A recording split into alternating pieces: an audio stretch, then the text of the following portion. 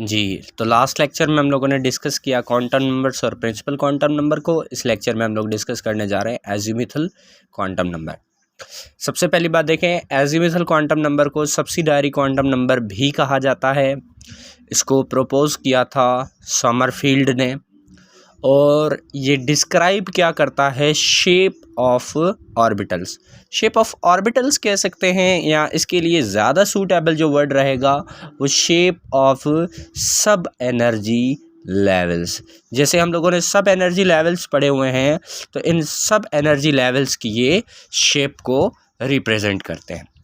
सबसे पहली बात देखें क्या है, पॉइंट्स रिपीट करना बहुत ही ज़्यादा आसान।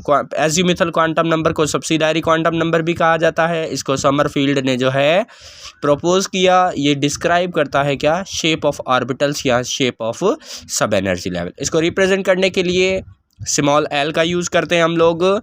स्मॉल एल की वैल्यू अगर हम लोग एस के लिए देखें तो 0 है, पी के लिए देखें तो 1 है, डी के लिए देखें तो 2 है, और एफ के लिए देखें तो कितनी है, 3 है।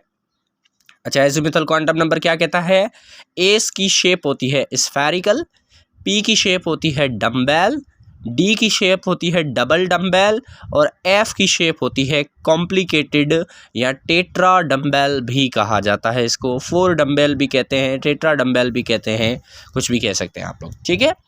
अब हमारे पास जैसे उसके अंदर हम लोगों ने प्रिंसिपल क्वांटम नंबर के अंदर पढ़ा था कि फार्मूला क्या है इलेक्ट्रॉन्स की तादाद मालूम करने के लिए, बहुत ही सिंपल, क्या है, 2n²। इसी तरीके से इसके अंदर इलेक्ट्रॉन्स की तादाद मालूम रखना, एक तो आप ट्रिक के ज़रिए याद रख सकते हैं, क्योंकि एंट्री टेस्ट में आपसे ये नहीं पूछा जाएगा कि बताओ किस तरीके से आपने मालूम किया। एक तो ट्रिक के ज़रिए क्या याद रख सकते हैं, एस के अंदर 2 इलेक्ट्रॉन आते हैं, बाकी सब के अंदर 4 बढ़ाते जाएं, यानी 2 इसके अंदर, पी के अंदर 6, डी के अंदर 4 और बढ़ाएंगे तो 10, और एफ के अंदर 4 और बढ़ाएंगे तो 14।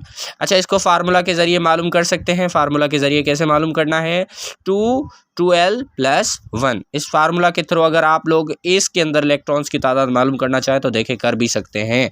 जैसे अगर मैं यहाँ पर करना चाहूँ तो क्या है, ये 2l की वैल्यू एस के लिए 0 प्लस ये 1, ठीक है। ये कितना हो गया, ये 0 को 2 से मल्टीप्लाई करेंगे तो 0 प्लस 1, और 1 को 2 से मल्टीप्लाई करेंगे तो 2 ही जवाब आएगा।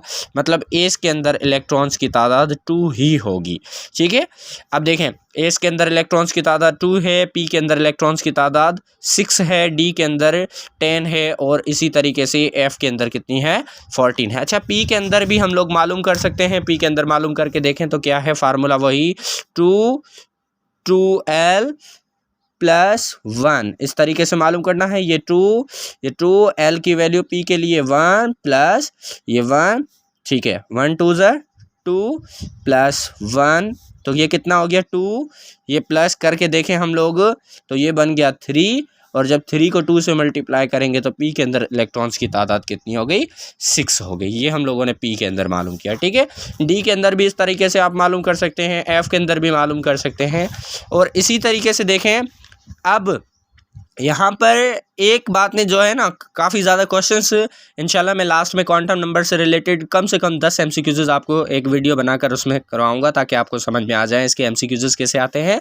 अब इसकी वैल्यू की अगर हम लोग बात करें तो एल की वैल्यू 0 हो सकती है, बिल्कुल हो सकती है। जैसे हम लोगों ने पढ़ा कि प्रिंसिपल क्वांटम नंबर की वैल्यू 0 नहीं हो सकती, तो इसकी वैल्यू 0 हो सकती है।